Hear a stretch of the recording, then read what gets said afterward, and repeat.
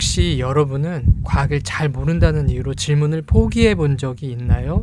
무식해 보일까봐, 이상한 사람 취급을 받을까봐 그렇게 스스로 입을 닫았는지도 모릅니다. 먼저 분명히 말씀드리면 과학을 부정하자는 얘기가 아닙니다. 그동안 당신이 왜 질문하기 어려웠는지 살펴보고 질문할 용기를 함께 되찾아보려 합니다. 사실 질문을 멈추게 되면 문제가 생기기 시작합니다. 과학이라는 이름으로 전달되는 말 중에는 단순한 정보로 끝나지 않는 것이 있거든요. 예를 들어 생물은 부모를 닮으면서도 조금씩 다른 모습으로 태어납니다.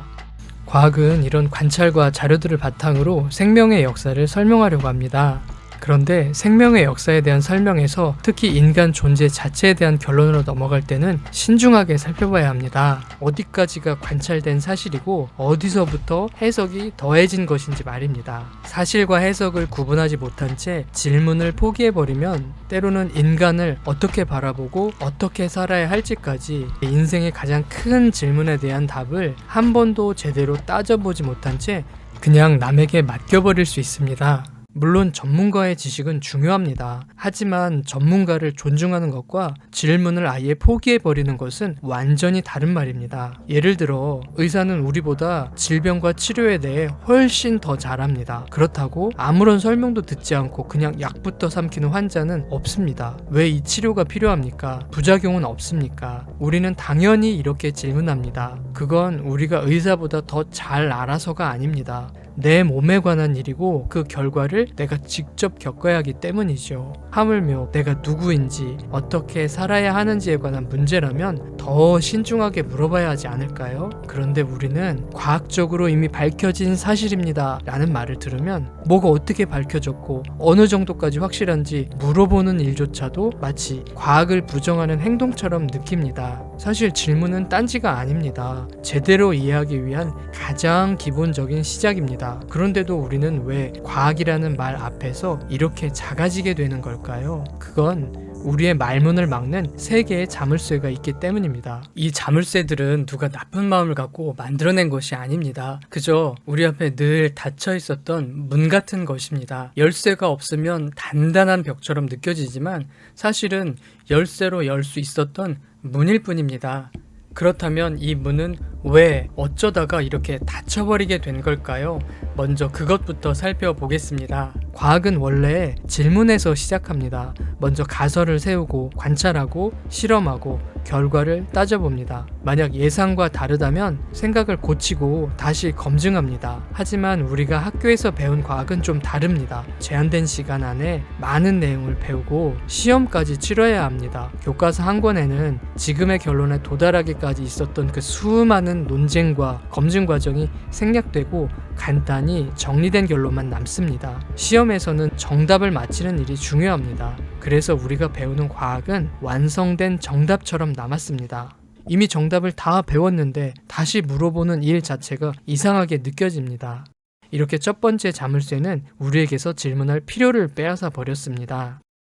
두 번째 자물쇠는 과학기술의 눈부신 성공 뒤에 가려져 있습니다. 인간은 이제 화성에 사람을 보내려고까지 합니다. 이렇게 과학기술의 힘을 우리가 매일매일 경험하다 보니 과학이라는 이름이 붙은 주장에는 질문하는 것 자체가 과학기술 전체에 딴지를 거는 행동처럼 느껴지기 시작합니다.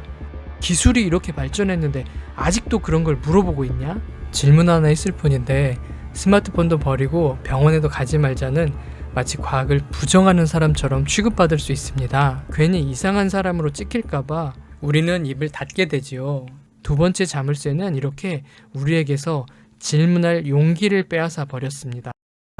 마지막 자물쇠는 가장 알아차리기 어렵습니다. 미디어는 짧은 시간 안에 사람들의 관심을 끌어야 합니다. 그래서 복잡하고 조심스러운 설명보다는 짧고 확실한 문장을 선호합니다. 가능성이 있습니다 보다는 과학이 증명해냈습니다가 훨씬 더 눈에 띕니다. 여기에 유명한 대학, 연구기관, 전문가의 경력까지 더해집니다. 하지만 어느 순간 전문가의 해석이나 관점까지 사실인 것처럼 받아들여지는 것이 문제입니다. 여기에 대해 우리가 질문을 하게 되면 이런 말이 돌아옵니다. 아니 저렇게 대단한 분이 말씀하시는데 당신이 뭘 안다고 무슨 질문을 합니까? 결국 우리는 이렇게 생각하고 말죠. 그래 맞아. 내가 뭘 안다고 질문하겠냐?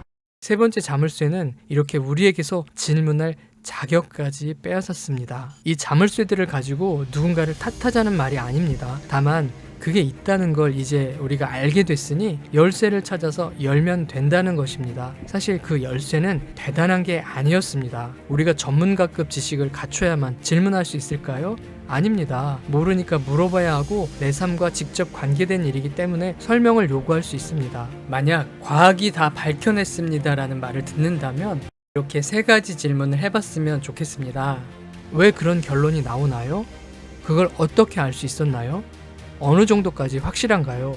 이렇게 질문하는 목적은 내 결론을 지킨다거나 논쟁에서 이기려는 것이 아니라 진실에 더 가까이 가려는 것입니다. 만약 충분한 근거가 있다면 내 생각을 바꿀 준비도 해야 합니다.